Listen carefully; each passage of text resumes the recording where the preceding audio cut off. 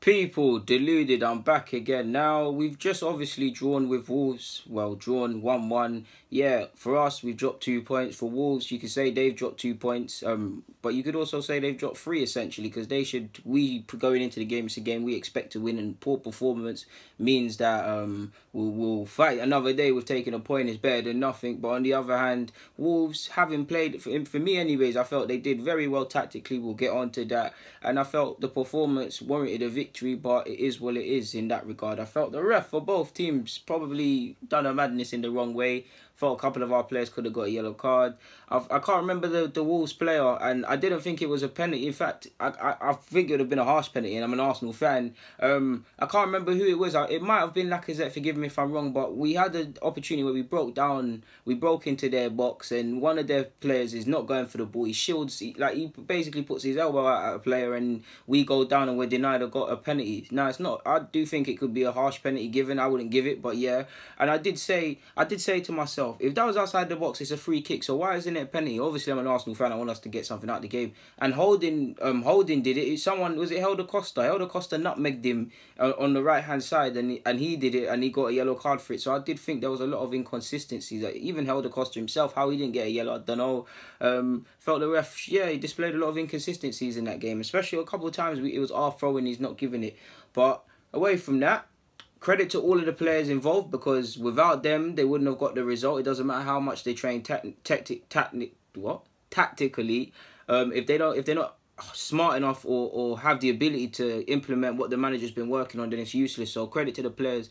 But I have to give credit to Nuno, man. I mean, in big games, I've been impressed with Wolves all season. They've had a bit of a wobble the last 3 games, excluding this one. But I've been impressed with them. For one, they're braver than most promoted sides. For two, just the approach, how you clearly want to see. They clearly have, I don't know it, but they clearly have some sort of plan year on year to establish themselves. I'm so sure their owners or whatever must be targeting maybe Champions League, but realistically at this moment in time, Europa League spot in the next few years. So credit to them.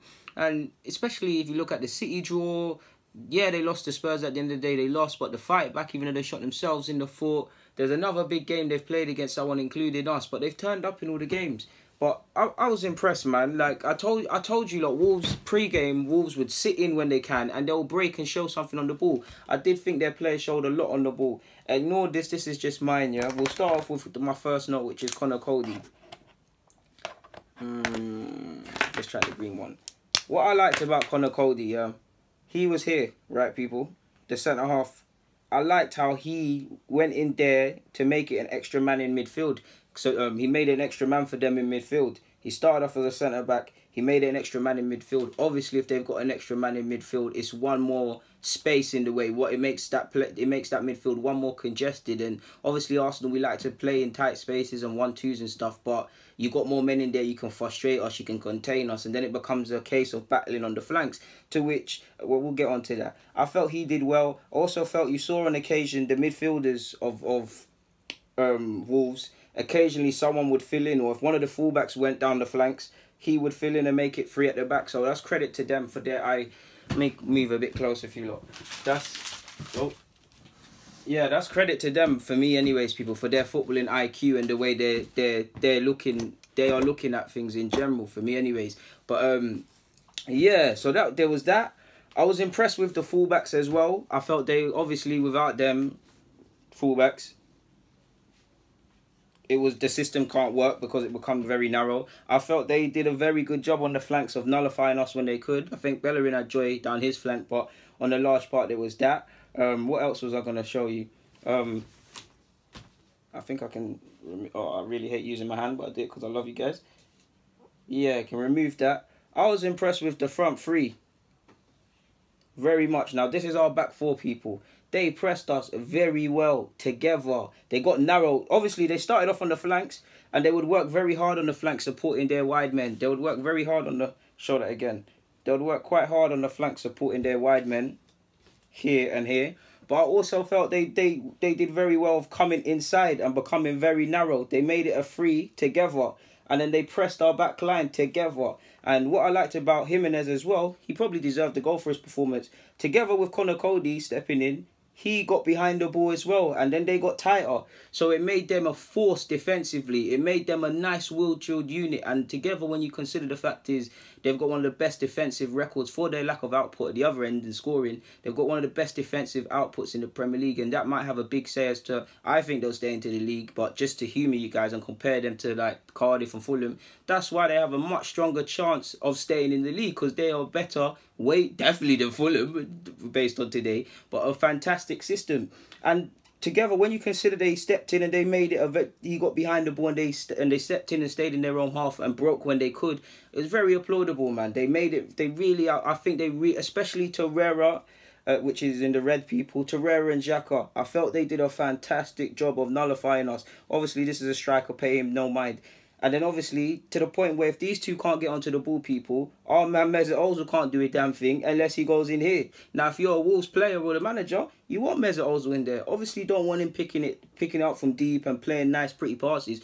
But in the same way how you're happy when you see a striker that deep trying to get the ball, you're happy when the most defensive player is, because at least you can see the picture, if you can say that of anything, because it just takes one chance. But I was really impressed with the way they set up today, man. Really, really impressed. Obviously, I'm upset because it was against us and we dropped points, but really impressed, man. I felt I thought they would do it. Everything I thought they would do in the preview, they did it, and they it surprised me more. They sat behind the ball. They allowed us possession when they could, and they broke and caught us. How many times in our back line? How many times did you see this defense? Ignore all the other examples because I've made it now. But how many times did you see our defense? You'll see four Wolves players versus 3, or 2v1, or 3 or 3v2. You saw many of them incidences where they broke. Credit to the I'm finished now, but I have to give where they broke. I have to give credit to their wide men as well. I think they presented a good option. I don't feel the wide men necessarily played amazing, but they're a big part into why the system works, especially when you play a 3 at the back initially. So yeah, I'll give them credit, man. Wolves on another day, you win that. Like, even I tweeted it even when the game was on. I was like, I've seen Wolves. Actually, I don't necessarily think Wolves were amazing, but I tweeted that I feel that I've seen them play worse. Like I've seen them play better and not win, and things like that. And they played quite, by their own standards, they probably played quite poor today. Maybe not of recent, but quite poor. But yeah, I was impressed with I was impressed with Wolves, man. They deserved a point on another day. In fact, in general, if I was them, I'd be quite upset I didn't get 3. And